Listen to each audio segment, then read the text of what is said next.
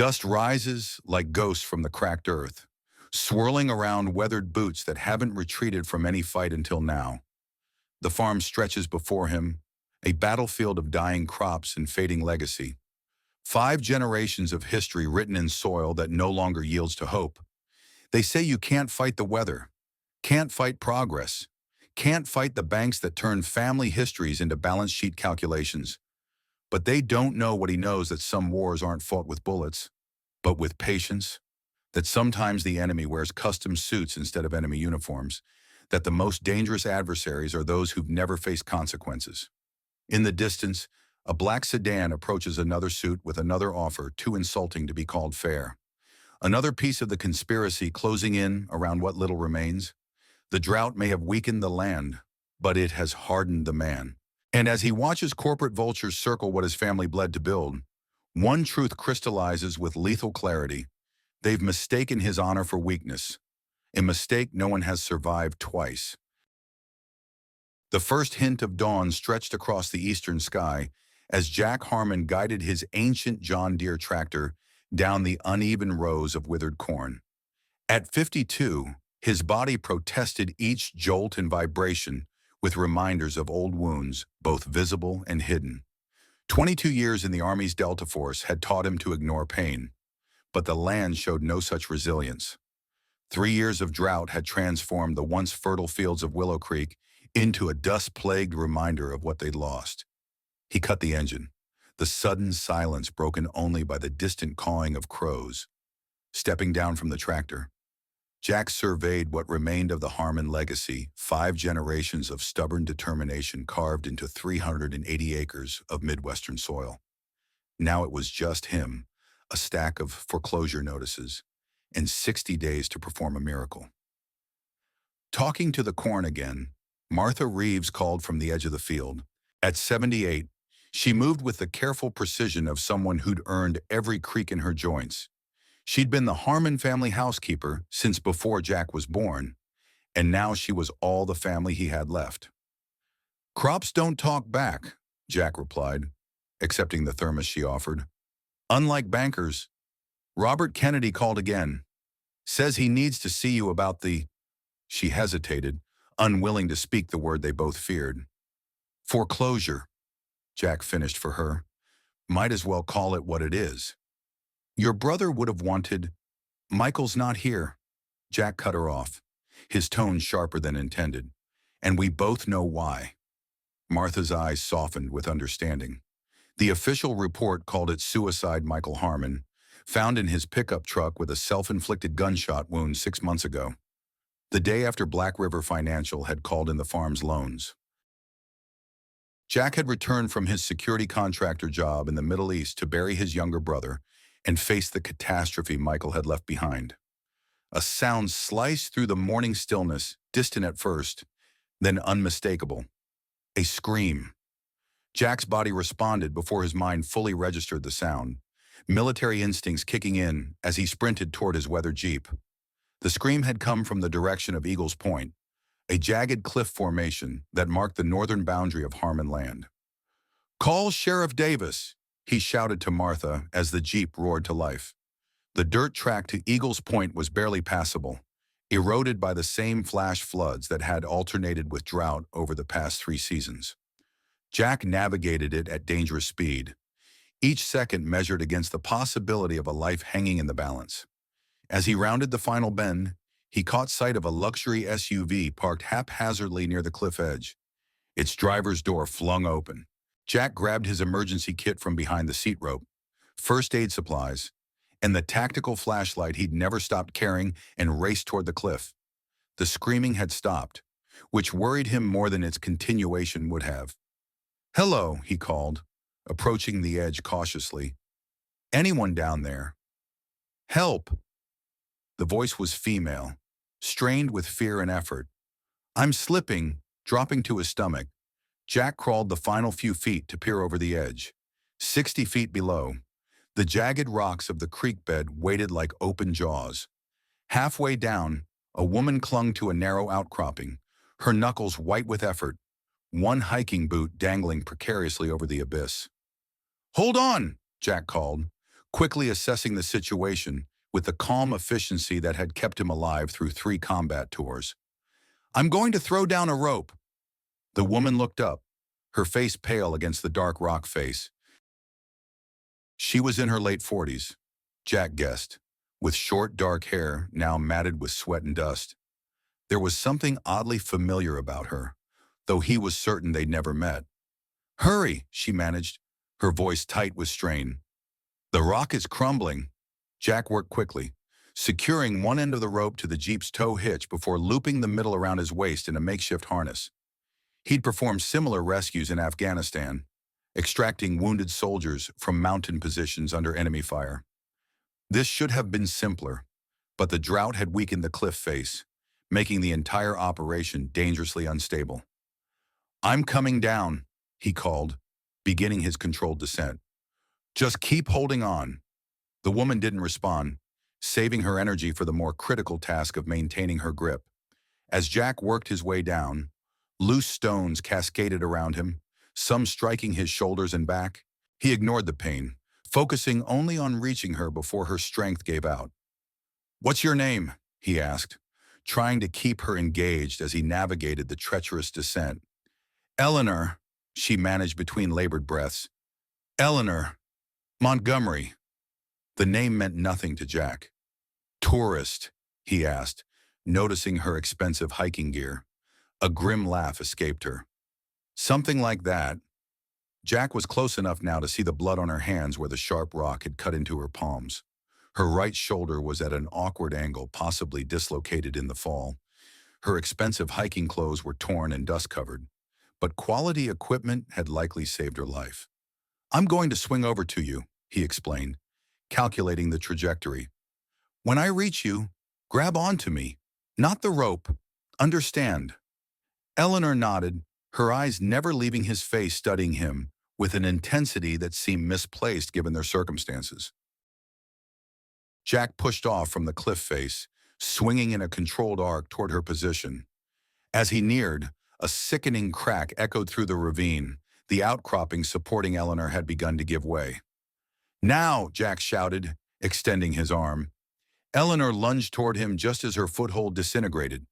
For one heart-stopping moment, she was in free fall, then Jack's hand closed around her wrist.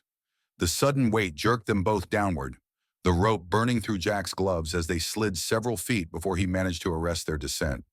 Pain lanced through his shoulder, an old injury from Fallujah, screaming in protest, but his grip remained iron. Eleanor's eyes, wide with fear and pain, locked onto his.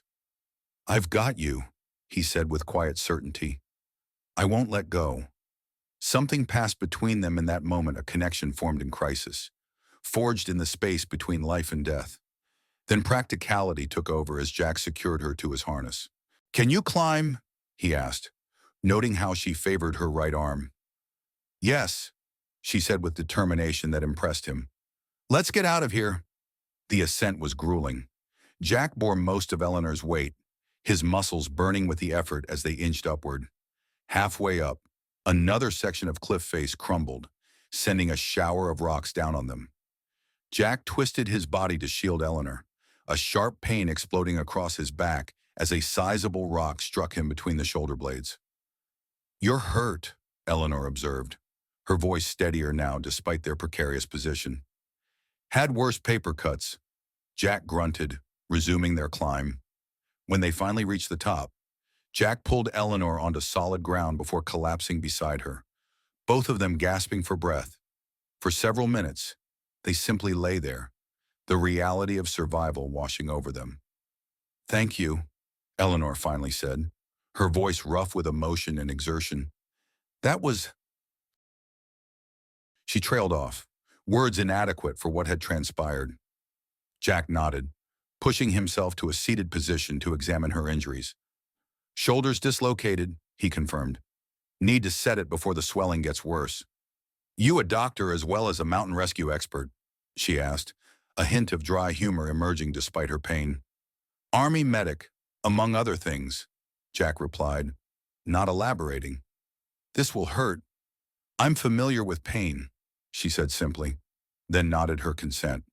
Jack positioned himself behind her. On three, one. In one swift motion, he rotated her shoulder back into its socket.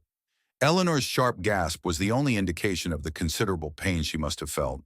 No screaming, no cursing. Jack found himself impressed by her composure.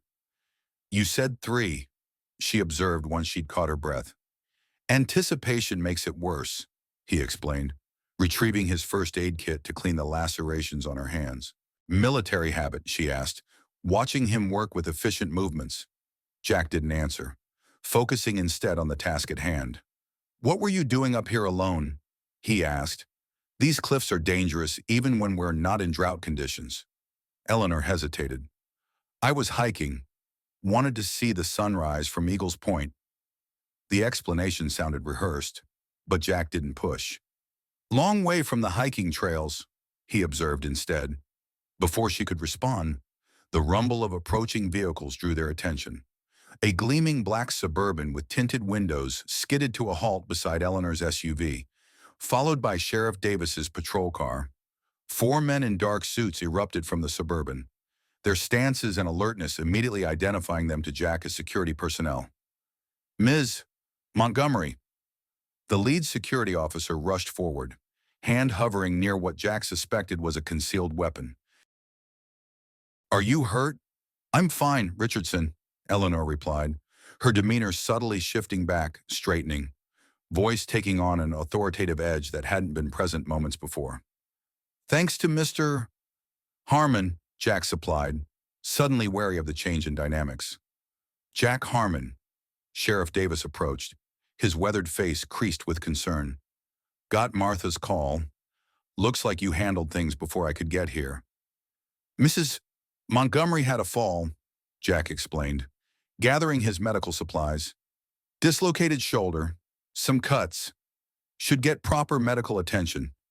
"We have a private physician on call," Richardson interjected, helping Eleanor to her feet with a protective attentiveness that spoke of more than professional obligation. Eleanor winced as she stood, but quickly composed herself. "Mr. Harmon saved my life," she told Richardson. "Make sure he's properly compensated." Jack stiffened. "Not necessary." "I insist," Eleanor said, reaching for her purse that Richardson had retrieved from her vehicle. "What you did wasn't for sale," Jack interrupted, his tone final. He turned to Sheriff Davis. "Can you make sure Miss Montgomery gets medical attention? I need to get back to work." Eleanor studied him with undisguised curiosity. "Most people would accept a reward." "I'm not most people," Jack replied, turning to leave. "And human life shouldn't have a price tag." As he walked back to his Jeep, Jack felt Eleanor's eyes following him. Something about the entire situation felt off, but he couldn't afford to dwell on it. The farm's problems were waiting, and unlike Eleanor Montgomery's gratitude, they couldn't be walked away from. Eleanor Montgomery watched Jack Harmon's Jeep disappear down the dirt road, dust billowing in its wake like a physical manifestation of her confusion. In 20 years of running Montgomery Agritech, she'd encountered every type of person the business world could produce: sycophants and sharks, innovators and imitators, but Jack Harmon defied easy categorization. "Ma'am, we should get you to a doctor," Richardson urged, hovering anxiously at her elbow. "In a moment," Eleanor replied, her attention still fixed on the vanishing dust cloud. "Sheriff, what can you tell me about Jack Harmon?" Sheriff Davis's expression grew guarded. "Good man. Served his country with distinction. Came back to save the family farm after his brother's passing." "Passing," Eleanor prompted, noting the careful word choice. Davis exchanged a look with Richardson. "Suicide? 6 months ago. Jack was overseas when it happened. Security contractor in the Middle East." Eleanor absorbed this information, pieces falling into place. "And the farm struggling, like most around here," Davis said with the resignation of someone who'd witnessed too many similar stories. "Black River's been aggressive with their foreclosures. Jack's got about 2 months left, from what I hear." "Black River Financial?" Eleanor's attention sharpened. "Robert Kennedy's operation." Davis nodded, surprise flickering across his features. "You know Kennedy?" Our paths have crossed, Eleanor said vaguely, then winced as pain lanced through her shoulder. That's enough questions, Richardson interrupted. Dr. Matthews is waiting at the hotel. Eleanor allowed herself to be guided to the Suburban, her mind already racing with connections and possibilities. Jack Harmon intrigued her in a way few people had in recent years. A decorated soldier who'd returned to fight a different kind of battle, one he appeared to be losing. Richardson, she said as they pulled away, I want everything you can find on Jack Harmon and his farm, and set up a meeting with Robert Kennedy. Richardson frowned. Ma'am, we're here to assess potential acquisitions for Montgomery Agritech. Not, I'm well aware of why we're here. Eleanor cut him off. Consider this part of my due diligence. As they drove through Willow Creek, Eleanor observed the familiar signs of rural decline, empty storefronts, faded signs, a once vibrant main street now dotted with for sale notices. It was a scene she'd witnessed in dozens of agricultural communities across the Midwest, each one ripe for Montgomery Agritech's particular brand of revitalization.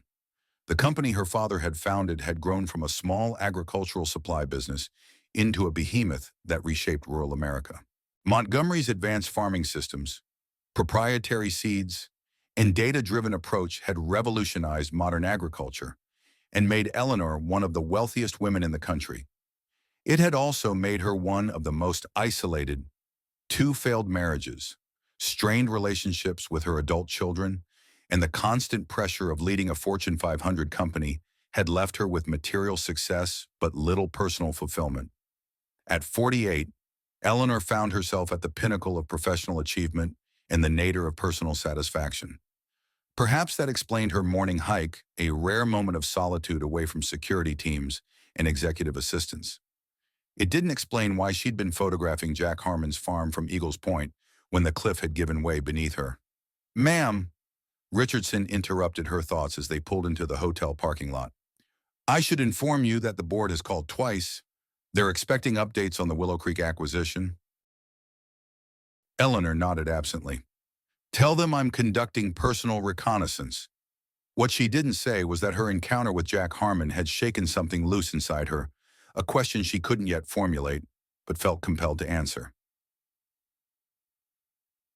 3 days after the cliff rescue, Jack sat across from Robert Kennedy in the Black River financial office. The foreclosure notice spread between them like a declaration of war. Kennedy was 40, Yale-educated, with the polished appearance of someone who'd never worked a day outside climate control. His family had owned the bank for generations, but Robert was the first Kennedy to treat it as a weapon rather than a community institution. The terms are quite clear, Mr. Harmon, Kennedy said, tapping a manicured finger on the document. Your brother took out substantial loans against the property. The payment schedule hasn't been met for 3 consecutive quarters. Because of the drought, Jack countered, controlling his temper with military discipline. You know every farm in the county is struggling, which is precisely why we need to mitigate our risk, Kennedy replied smoothly. Black River has shareholders to consider. Jack leaned forward. My family has banked here for 5 generations. My grandfather helped your grandfather keep this place afloat during the Depression. Ancient history, Kennedy dismissed with a wave. Business is business. Is that what you told my brother before he put a gun to his head? The question hung in the air between them, sharp as broken glass. Kennedy's expression flickered discomfort, perhaps guilt, quickly masked by professional detachment. Your brother's choices were his own, Kennedy finally said. Black River offered standard terms considering the risk factors. 22% interest isn't standard, Jack said quietly. It's predatory. Kennedy gathered the papers, signaling the end of the meeting. You have 60 days to bring the loan current, Mr. Harmon. Otherwise, the property goes to auction. His practiced smile returned. Though I understand there may already be interested buyers, Jack's jaw tightened. What buyers? I'm not at liberty to say, Kennedy replied with manufactured regret. Banking confidentiality. As Jack stood to leave, Kennedy added, there is another option. Sell now, While you still have some control over the process, I could arrange meetings with several interested parties. The Harmon farm isn't for sale, Jack stated flatly. Kennedy's smile turned condescending. Everything's for sale, Mr. Harmon. It's just a question of price and timing. Outside in the June heat, Jack paused on the sidewalk, allowing the anger to wash through him without taking control. 22 years of military discipline had taught him to channel emotion rather than be ruled by it. Right now, that emotion was telling him something wasn't right about Kennedy's eagerness to foreclose or about these mysterious, interested buyers. His phone buzzed with a text from Martha. Sheriff Davis called, said to check your north field. More trouble. Perfect, Jack muttered, heading for his truck. The trouble turned out to be a broken irrigation pipe, water gushing onto already saturated ground while the rest of his fields remained dust dry. The damage wasn't accidental. Tool marks showed where someone had deliberately ruptured the line. Third incident this month, Sheriff Davis observed, crouching beside Jack to examine the pipe. First the cut fences, then the equipment tampering, now this. Someone's sending a message, Jack said, already calculating the repair costs he couldn't afford. Question is, who? Davis stood, wiping his hands on his uniform pants. Any ideas? Jack thought of Kennedy's smug expression. Few possibilities. Well, add another to your list, Davis said, nodding toward the road where a black sedan had pulled to a stop. Been seeing that car around your property last couple days? Jack recognized the vehicle, immediately same model as the security team that had retrieved Eleanor Montgomery from the cliff. As they watched, the driver raised what appeared to be a camera with a telephoto lens. Want me to have a word? Davis offered. I'll handle it, Jack replied, already striding toward the sedan. The driver spotted Jack's approach and hurriedly started the engine. Jack broke into a run, but the sedan accelerated away, kicking up a plume of dust as it sped down the rural road. Got the plate, Davis called, jotting it down in his notebook. I'll run it, but I'm guessing it's a rental. Jack stared after the retreating vehicle, a suspicion forming. Eleanor Montgomery, he said aloud. Find out what she's really doing in Willow Creek. Davis raised an eyebrow. The woman you rescued, what would she want with your farm? That's what I intend to find out. The Willow Creek Diner hadn't changed its decor since the 1970s, a fact its owner, Betty Williams, mentioned with pride at least once to every customer. At 74, Betty had become the unofficial historian of the community, her diner the gathering place where information flowed as freely as the coffee. Eleanor sat in a corner booth, a baseball cap and sunglasses providing minimal disguise as she nursed her third cup of coffee. Richardson would have a fit if he knew she'd slipped away from the hotel without security, but she needed to understand Willow Creek without the filter of her corporate position. More coffee, hon. Betty appeared beside the table, coffee pot in hand. Please. Eleanor smiled, genuinely enjoying the woman's no-nonsense demeanor. And maybe some local insight. Betty's eyes twinkled as she refilled the cup. Depends on what you're looking to learn. I'm researching agricultural communities for a book. Eleanor lied smoothly, using the cover story she'd prepared. Particularly interested in how farms like the Harmon place have managed to survive. Betty's expression sobered. Surviving's one thing, thriving's another. Jack's fighting a losing battle out there, between the drought and Black River, circling like vultures. I met Mr. Harmon briefly, Eleanor said carefully. Seemed like a capable man. One of the best, Betty agreed, sliding into the seat opposite Eleanor. Decorated war hero, though he'd never tell you that himself. 3 silver stars, 2 Purple Hearts. Would have been career military if his unit hadn't walked into an ambush in Afghanistan. Lost half his team. Eleanor absorbed this information, adding layers to her understanding of the man who'd pulled her from the cliff. And his brother, I heard there was a tragedy. Betty's face clouded. Michael, sweet boy, not as tough as Jack. When the farm started failing, he took it hard, blamed himself. She lowered her voice. Between us, I never believed it was suicide. Michael wasn't the type, no matter how bad things got. What do you think happened? Eleanor asked, intrigued. Can't say for certain, Betty hedged. But he'd been asking questions about Black River's lending practices. Said he'd found something fishy in their loan documents. Next thing we know, he's dead, and Jack's rushing home from overseas to bury him. The diner's door swung open, conversation halting as Jack Harmon himself entered. Despite the casual setting, his military bearing was unmistakable, alert eyes scanning the room, posture straight but not rigid, awareness of exits and sightlines instinctive rather than calculated. Betty stood quickly. Speak of the devil. Don't tell him I've been gossiping. She moved to greet Jack, affection evident in her manner.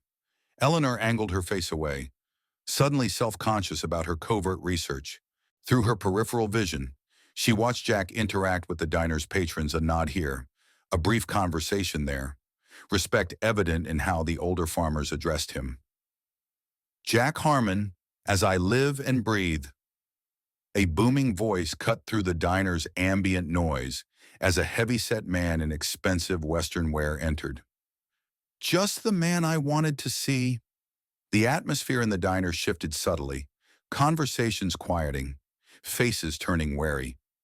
Eleanor observed the newcomer with interest, noting the Rolex watch and custom boots that suggested prosperity beyond Willow Creek's norm. Victor Chambers, Betty whispered, returning briefly to Eleanor's table. Real estate developer, been buying up foreclosed farms across the county. Jack's expression remained neutral as Chambers approached, though Eleanor detected the slight tension in his shoulders that signaled wariness. Chambers, Jack acknowledged coolly. What brings you to Betty's thought you preferred the country club? Chambers laughed too loudly. Man's got to eat besides. I'm a local boy at heart. He clapped Jack on the shoulder, a gesture that Jack visibly tolerated rather than welcomed. Heard about your run-in with Black River yesterday. Kennedy's a hard ass, but he's just doing his job. Was that his job when he set my brother up with predatory loans? Jack's voice remained even, but the diner had gone completely silent now. Everyone listening. Chambers' smile dimmed slightly. Business is tough all over. Jack, farming's changing. Small operations like yours can't compete with modern agribusiness. So I should just roll over and sell to you, Jack asked, like the Petersons and the Alvarados. I prefer to think of it as a dignified exit strategy, Chambers replied, his joviality strained now. I'm offering fair market value. For land that's been undervalued due to a manufactured crisis, Jack countered. Convenient timing with the drought and Black River's sudden urgency to call in loans. Eleanor leaned forward slightly, intrigued by Jack's implication and Chambers's visible discomfort. There was more happening in Willow Creek than a simple agricultural downturn. Careful, Harmon, Chambers said, voice lowered but still audible in the silent diner. That sounds like an accusation. Just an observation, Jack replied evenly. Interesting how you always seem to know which farms are in trouble before foreclosure notices go public. The tension between the men was palpable, old grievances and new suspicions crackling like static electricity. Eleanor found herself holding her breath, captivated by the quiet intensity of Jack's resistance. Chambers recovered his composure, the salesman's smile returning. My offer stands. Jack, think about it. 60 days isn't much time to work a miracle. He turned to leave, then paused at Eleanor's table, eyes narrowing slightly as he took in her deliberately nondescript appearance. Don't believe we've met. Victor Chambers, Chambers Development. Eleanor nodded politely but offered only a murmured. Just passing through. Grateful when Betty appeared with a check, creating a distraction that allowed Chambers to move on. As Chambers departed, the diner's normal conversation gradually resumed. Jack remained at the counter, speaking quietly with Betty, who gestured once in Eleanor's direction. Jack's gaze shifted toward her booth, a flicker of recognition crossing his features despite her disguise. Eleanor quickly paid her bill and slipped out the side door, heart inexplicably racing at the near encounter. She was being ridiculous, and she told herself. She was Eleanor Montgomery, CEO of Montgomery Agritech, not some corporate spy skulking around in disguise, except that's exactly what she was doing. And now she needed to understand why. The evening stretched long shadows across the Harmon farmhouse porch as Jack sat cleaning his grandfather's old shotgun, a task that required minimal concentration, but kept his hands busy while his mind worked. Martha moved around the kitchen inside, the familiar sounds of dinner preparation, a counterpoint to the chirping crickets. "Thought I might find you here," Sheriff Davis said, climbing the porch steps with the careful movements of a man whose knees had seen better days. "Got some information on your mystery woman?" Jack set aside the shotgun. "Eleanor Montgomery. More than that," Davis handed over a folder. "Eleanor Montgomery, CEO of Montgomery Agritech, one of the largest agricultural technology companies in the world." Jack flipped open the folder, finding himself staring at a professional photograph of the woman he'd pulled from the cliff, now dressed in elegant business attire, her expression confident and commanding. "The Invisible Billionaire," read the Forbes magazine headline. "What's a billionaire CEO doing scouting my failing farm?" Jack wondered aloud. That's the interesting part. Davis settled into the adjacent rocker. Montgomery Agritech recently opened a substantial line of credit with Black River Financial. They're planning a major expansion in the region. The pieces clicked into place with disturbing clarity. "They're working with Kennedy to force foreclosures," Jack said. "Buy the land cheap after farmers have been squeezed out." "That's my guess," Davis confirmed. "Though it doesn't explain why Ms. Montgomery was personally photographing your property, or why she's been asking questions about you around town." Jack's brow furrowed. "What kind of questions?"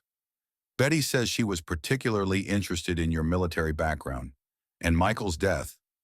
Jack absorbed this information silently, the familiar cold focus of operational planning settling over him. In the military, he'd learned to analyze threats, methodically identify capabilities, predict intentions, develop countermeasures.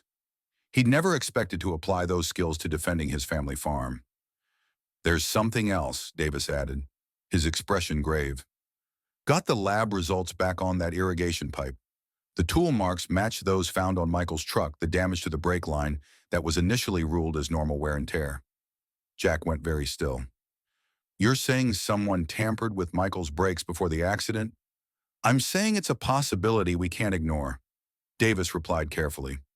"Especially with all these corporate interests suddenly circling your land." Before Jack could respond, Martha appeared at the screen door. "Jack, your daughter's on the phone. Says it's important."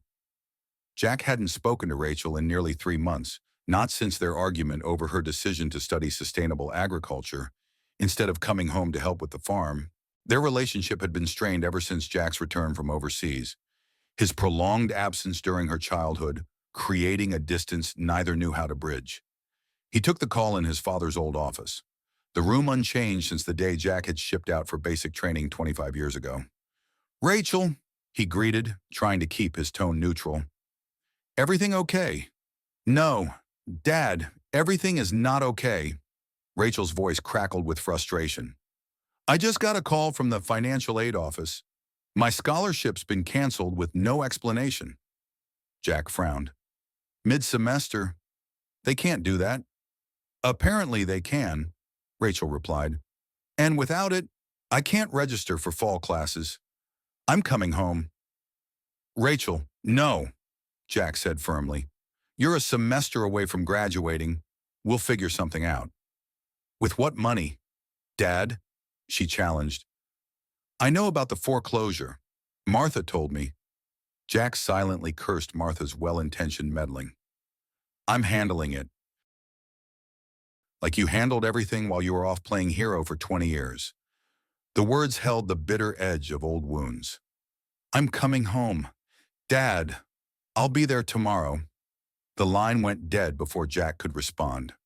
He set the phone down slowly, Rachel's words echoing in his head. Playing hero, as if the years of service the friends lost, The nightmares that still woke him sweating and disoriented had been some kind of game. Davis appeared in the doorway. "Everything all right?" "Rachel's scholarship got canceled," Jack said, the timing raising his suspicions. "She's coming home." "Convenient timing," Davis observed, clearly thinking along the same lines. "Almost like someone's trying to apply pressure from multiple angles." Jack's jaw tightened. "I need to know exactly what Montgomery Agritech wants with my land. And I need to know if they had anything to do with Michael's death." "Careful, Jack," Davis warned. "These are powerful people with resources we can't match." Jack's expression hardened as he glanced at the wall where his service medals hung beside his father's and grandfather's.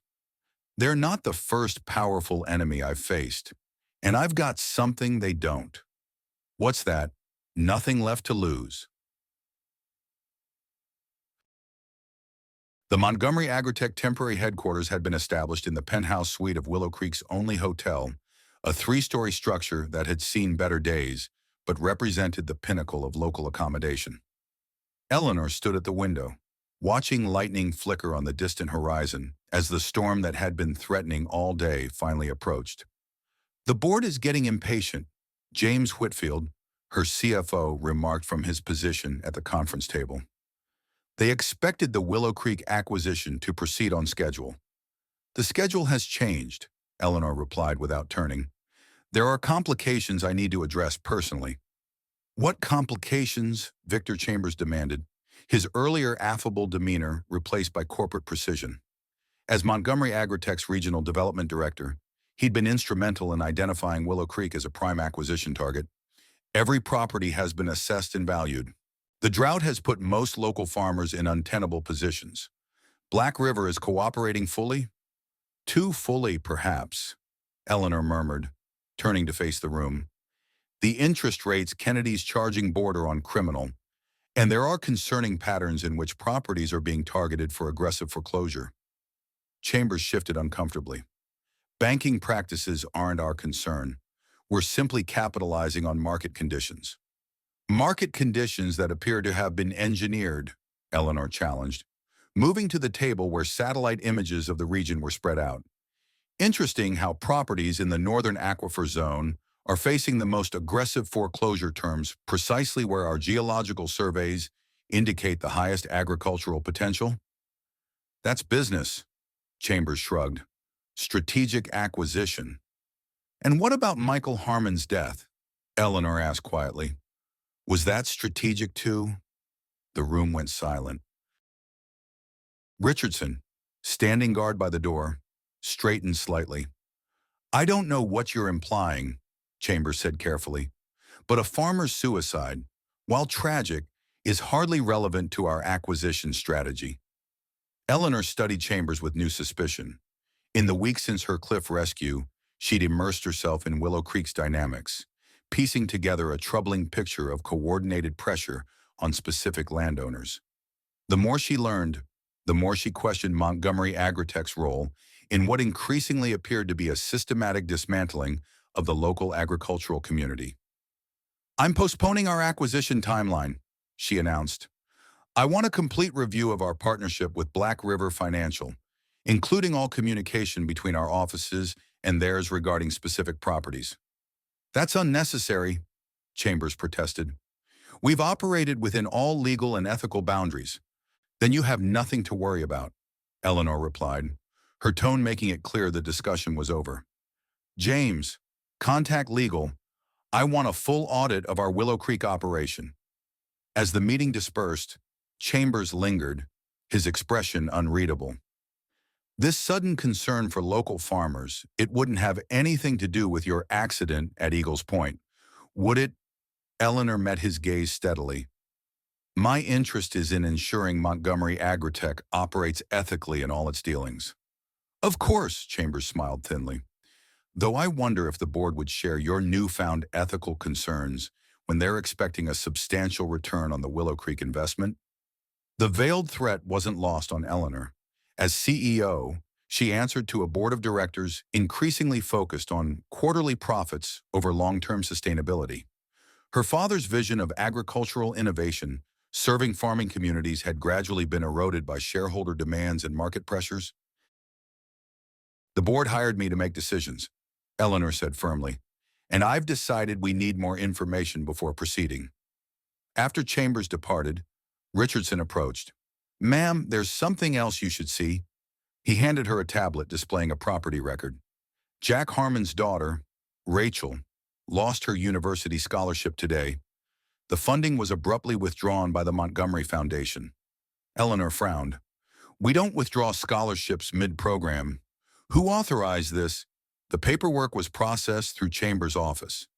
Richardson replied, officially, it was due to budget reassessment. A cold anger settled in Eleanor's chest. The Montgomery Foundation had been her mother's legacy, a commitment to educational opportunities for rural students. Using it as leverage in a corporate land grab violated everything it stood for. Reinstate it immediately, she ordered, and find out what other pressure tactics have been employed without my knowledge. Richardson hesitated. There's one more thing. Sheriff Davis has been investigating Michael Harmon's death. He's requested the coroner re-examine the evidence. Eleanor moved to the window again, watching the approaching storm. Jack Harmon had saved her life without hesitation or expectation of reward. Now she was discovering that her own company might be complicit in the systematic destruction of everything he was fighting to preserve. Richardson, she said quietly, I need to understand exactly what's happening in Willow Creek.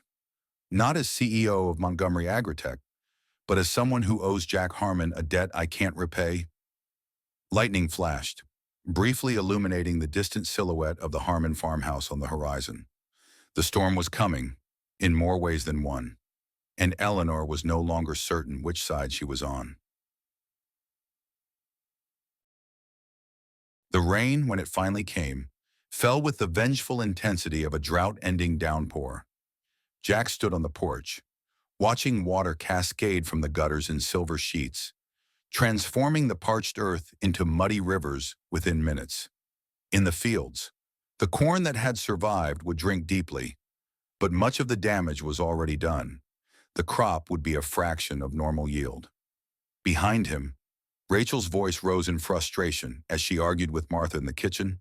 She'd arrived that morning, her anger at the scholarship cancellation compounded by Jack's refusal to let her drop out permanently to help save the farm. Your place is at school, he'd insisted. This farm isn't worth sacrificing your future. That's not your decision to make, she'd shot back, her mother's stubborn determination evident in the set of her jaw. This is my heritage too. The argument had reached an impasse, as their conversations often did. Too many years of separation, too much unspoken hurt on both sides. A vehicle's headlights cut through the rain-blurred darkness, an unfamiliar sedan navigating the muddy driveway with cautious determination. Jack tensed, one hand moving instinctively toward the small of his back, where his service pistol would have been during deployment. The car stopped, and a figure emerged, struggling with an umbrella that immediately inverted in the wind. Even through the downpour, Jack recognized Eleanor Montgomery. He stepped off the porch into the rain, meeting her halfway. Kind of late for a property assessment, he called over the storm's roar. Eleanor abandoned the useless umbrella. I need to talk to you, she shouted back, rain plastering her hair to her face. It's important, Jack hesitated, then nodded toward the barn. This way. The barn's interior was dry and smelled of hay and machine oil, a scent unchanged since Jack's childhood. He flipped on the lights, antiquated fluorescence flickering to life to reveal the orderly workspace where 3 generations of Harmons had maintained their equipment. Eleanor stood dripping on the concrete floor, looking simultaneously out of place in her expensive clothing and oddly at home in her direct, unaffected demeanor. You know who I am, she stated rather than asked. Eleanor Montgomery, CEO of Montgomery Agritech, Jack confirmed, tossing her a clean shop towel. The company that's partnering with Black River to force farmers into foreclosure so you can buy their land at pennies on the dollar. Eleanor's expression registered surprise, then understanding. That's what you think I'm doing here. Aren't you? Jack challenged. Your security team has been photographing my property. Your company opened a credit line with the bank that's foreclosing on my farm, and suddenly my daughter's Montgomery Foundation scholarship gets canceled. Quite a coincidence. That's why I'm here, Eleanor said, meeting his gaze directly. I didn't know about the scholarship. I've already ordered it reinstated. Jack's surprise must have shown on his face because Eleanor continued with greater urgency. There are things happening within my company that I wasn't aware of. Actions being taken that don't align with our stated values. Corporate values, Jack echoed skeptically. Convenient principles until they interfere with profit. A flash of anger crossed Eleanor's features.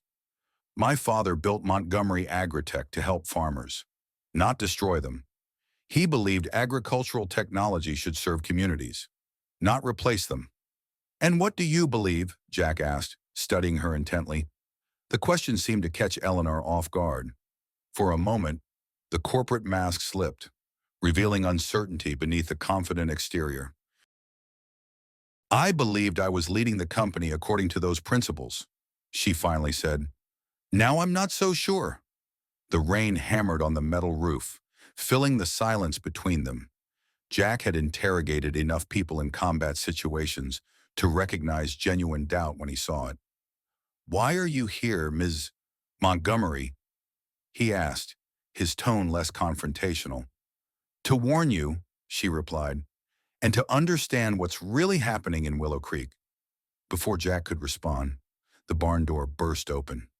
Rachel stood framed in the doorway, rain dripping from her jacket. Dad, she called urgently. Betty's place is on fire. The diner, they're saying it was deliberate. Jack was already moving, grabbing his rain gear from a hook by the door. Call Sheriff Davis, he instructed Rachel. Tell him we need emergency services. Already on their way, Rachel replied. But the volunteer fire department is stretched thin with flooding on the east side. Eleanor stepped forward. I can help. My security team includes former first responders. Jack assessed her briefly, then nodded. Follow us. The drive to town was treacherous. Rain-slicked roads challenging even Jack's experienced handling. Eleanor followed in her sedan, already on the phone coordinating resources. When they arrived at the diner, flames were visible through the windows despite the downpour, smoke billowing into the night sky. Betty stood across the street, restrained by neighbors as she tried to rush toward the burning building. My home, she cried, gesturing to the apartment above the diner. Everything I own is in there. The volunteer fire department had arrived but was clearly overwhelmed, their aging equipment struggling against the blaze. Jack immediately took charge, his military training kicking in as he organized bystanders into a bucket brigade to support the firefighters' efforts. Eleanor's security team arrived minutes later, Richardson efficiently deploying his men to assist. Eleanor herself joined the bucket line, designer clothing forgotten as she worked alongside Willow Creek residents to save a local landmark. Second fire this month, Sheriff Davis said grimly, appearing beside Jack as they paused to catch their breath. First the Alvarado barn, now this. Betty spoke to Eleanor Montgomery about Michael yesterday, Jack replied, the connection clear. Someone's sending messages. Davis nodded toward where Eleanor was working tirelessly in the bucket line. Including to her, looks like. For hours they fought the fire, eventually containing it enough to save the structure, though the interior was severely damaged. As dawn broke, the rain finally slackened, revealing the extent of the night's destruction. Betty sat on a nearby bench, a blanket around her shoulders, staring at the charred remains of her livelihood. Eleanor approached her hesitantly. Ms. Williams, I'm so sorry about your diner. Betty looked up, recognition dawning. You're that writer who was asking questions yesterday. Not exactly, Eleanor admitted. My name is Eleanor Montgomery. I'm the CEO of Montgomery Agritech. A murmur ran through the gathered crowd. Jack watched as confusion, then anger crossed Betty's face. You people are buying up all our farms, she accused, destroying our community. That's not, Eleanor began, but was cut off by Victor Chambers' voice. It's exactly what they're doing, Chambers said, striding toward the group. Despite the early hour, he was immaculately dressed, seemingly untouched by the night's chaos. Montgomery Agritech has been systematically targeting Willow Creek Farms for acquisition. Eleanor turned to face him, her expression hardening. What are you doing here? Victor. I heard about the fire, he replied smoothly. Came to offer assistance. At 5 a.m., Jack questioned, his suspicion evident. Before the news would have reached anyone outside town, Chambers faltered momentarily. I have local contacts who keep me informed. I bet you do, Sheriff Davis said, stepping forward. Interesting timing. These accidents happening to people who oppose your development plans? Are you accusing me of something? Sheriff Chambers demanded, indignation replacing his usual charm. Not yet, Davis replied calmly. But I'm starting to see patterns. Eleanor moved to stand beside Jack, addressing the gathered townspeople directly. I came to Willow Creek to assess potential agricultural investments. What I found is troubling on multiple levels. I promise you, Montgomery Agritech does not condone intimidation, coercion, or destruction of property. Pretty word, Betty scoffed.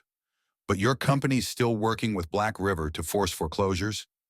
That relationship is under review, Eleanor stated firmly. Effective immediately. Chambers' expression darkened. You don't have authority to make that decision unilaterally. As CEO, I absolutely do, Eleanor countered, and I'm exercising that authority now. The confrontation was interrupted by Richardson, who approached Eleanor with urgent purpose. Ma'am, we've got a situation. The storm has compromised the dam at Miller's Creek. They're predicting a flash flood that will hit the northern farms within hours. Jack immediately turned to Davis. Evacuation plans. Already activating the emergency system, Davis confirmed. But with the roads flooded and crews stretched thin? I can help, Eleanor said without hesitation. Equipment, manpower, whatever you need. Jack studied her for a long moment, weighing trust against suspicion. Eleanor Montgomery was either the most convincing actor he'd ever encountered or genuinely concerned about Willow Creek's welfare. Either way, they needed all the help they could get. We'll need sandbags at the Jensen Bridge to divert water from the town, he decided, and warning teams to reach the outlying farms. Done. Eleanor nodded, already turning to Richardson with instructions. As the crowd dispersed with newfound purpose, Jack found himself working alongside the woman he'd suspected of orchestrating his farm's destruction. The irony wasn't lost on him. The cliff rescue had been straightforward compared to the murky waters they now navigated together. Why should I trust you? He asked quietly as they loaded sandbags into his truck. Eleanor paused, meeting his gaze directly. Because despite what you think, Mr. Harmon, not everything is about business. Sometimes it's about doing what's right. Something you taught me on that cliff. Before Jack could respond, Rachel called from across the street where she was coordinating volunteer assignments. Dad, Mrs. Peterson hasn't responded to the evacuation alert. Her farm is directly in the flood path. Edith Peterson, Eleanor asked. The property just north of yours. Jack nodded grimly. 82 years old and stubborn as they come, probably refusing to leave. I'm coming with you, Eleanor said, her tone brooking no argument. As they climbed into Jack's truck, neither noticed Victor Chambers watching their departure with calculated interest or the brief phone call he made immediately afterward. The storm was building again as they headed toward the Peterson farm, the temporary respite giving way to renewed fury. Jack navigated the flooded back roads with grim determination, his hands steady on the wheel even as water rose around the truck's tires. Why are you really here? He asked, breaking the tense silence. In Willow Creek. The truth this time. Eleanor considered her answer carefully. Montgomery Agritech identified this region for expansion based on soil composition, water access, and existing agricultural infrastructure. The drought created an opportunity to acquire land at favorable prices. Corporate speak for, we're exploiting a crisis, Jack observed. Yes, Eleanor admitted, surprising him with her candor. That's exactly what it was. The board saw an opportunity, and I authorized the plan. She turned to look at him directly. But something doesn't add up. The pattern of foreclosures, The targeted pressures, the convenient accidents, it's too coordinated. You think someone within your company is working with outside interests? Jack concluded, the pieces falling into place. I think Victor Chambers has his own agenda, Eleanor confirmed. And I think it might involve more than just agricultural development. Before Jack could pursue this line of questioning, they rounded a bend to find the road ahead completely submerged, raging water covering what had once been pasture land. We'll have to go on foot from here, he decided, pulling the truck onto higher ground. They waded through knee-deep water, the current already strong enough to make each step treacherous. The Peterson farmhouse was visible in the distance, its lower level alarmingly close to the rising floodwaters. Edith, Jack called as they approached. Edith, it's Jack Harmon. You need to evacuate. A shotgun blast answered him, pellets striking the water several feet away. A warning shot. Go away, Edith's voice carried from an upstairs window. I'm not leaving my home for some developer to snatch up, Jack cursed under his breath. Edith, the dam's breaking. This isn't about development, it's about your safety. That's what they told the Alvarados before their barn mysteriously caught fire, she shouted back. I know what happens to abandoned properties around here. Eleanor stepped forward. Mrs. Peterson, my name is Eleanor Montgomery. I give you my word that no one will touch your property while you're gone. Montgomery. Edith appeared at the window now, shotgun still visible. As in Montgomery Agritech, the vultures trying to buy up the whole county. The same, Eleanor admitted. But right now, that doesn't matter. What matters is getting you to safety. Another shotgun blast, closer this time. Stay back. The water was rising visibly now, debris carried on the current smashing against the house's foundation with alarming force. Jack assessed the situation with military precision. Edith wouldn't leave willingly, but the structure wouldn't withstand the coming flood. We need to get her out, he told Eleanor. With or without her cooperation, how she's armed and terrified. Jack's expression hardened with decision. I'm going in. The back door should be less visible from her position. Keep her attention focused here. That's too dangerous, Eleanor protested. The current is getting stronger by the minute, Jack finished, which means we don't have time to argue. Before she could object further, Jack was moving, disappearing around the side of the house. Eleanor swallowed her fear and called up to Edith, engaging her in conversation about property rights and corporate responsibility topics guaranteed to keep the elderly woman's focus. Minutes stretched like hours as the water continued to rise, now reaching Eleanor's thighs. She maintained her position, increasingly concerned about both Jack and the structural integrity of the house as the foundation absorbed repeated impacts from flood-borne debris. A crash from inside the house was followed by Edith's startled cry and the final shotgun blast. Eleanor's heart seized with fear, but before she could move toward the house, Jack appeared at the upstairs window, Edith struggling ineffectually in his grip. The stairs are gone, he shouted down to Eleanor. We'll have to use the roof. The house groaned ominously as part of the foundation gave way, the structure tilting slightly toward the flood. Jack worked quickly, breaking the window and helping Edith onto the roof. Eleanor waited around to position herself beneath them, the water now at her waist. Jump to me, she called, bracing herself. She can't swim, Jack shouted back, and her hip. Another section of foundation collapsed, the house lurching sideways. Jack made a split-second decision, lifting the protesting Edith in a fireman's carry and carefully navigating to the edge of the roof. I'll lower her down, he called to Eleanor. Be ready. What followed was a harrowing team effort, Jack carefully lowering the terrified woman as Eleanor reached up to guide her descent.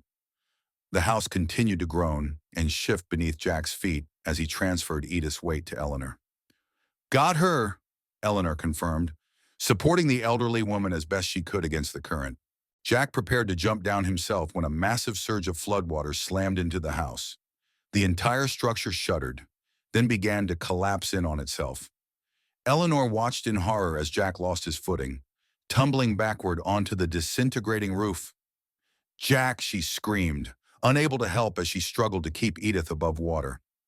The house imploded in a cacophony of splintering wood and rushing water.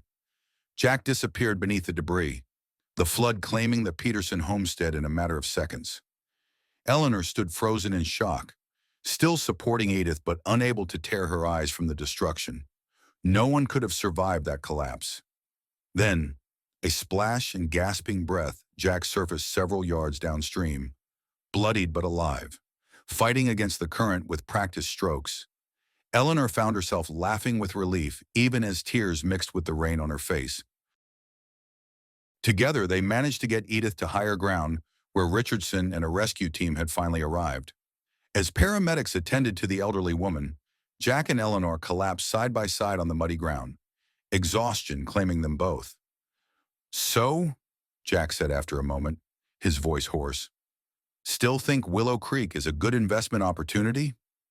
Eleanor turned her head to look at him, taking in his mud-covered form and the laceration above his eyebrow that was still seeping blood. "It certainly has some unexpected attractions," she replied with a small smile. Something shifted between them in that moment, a mutual recognition that transcended CEO and farmer, rescuer and rescued. Whatever happened next, they were now bound together by more than circumstance or business interests. The moment was broken by Richardson's urgent approach. "Ms. Montgomery, there's a situation at the hotel. Your room has been broken into. Files are missing." Jack and Eleanor exchanged a look of shared understanding. The stakes had just been raised again. "We need to talk," Eleanor said to Jack, her expression grave. "About Montgomery Agritech, Black River Financial, and what really happened to your brother." Jack nodded, the soldier's focus returning to his features. "First, we save the town. Then we find out who's really pulling the strings in Willow Creek." As they rose to continue the flood fight, neither noticed the distant figure watching through high-powered binoculars or the phone call that would set in motion events that would change both their lives forever.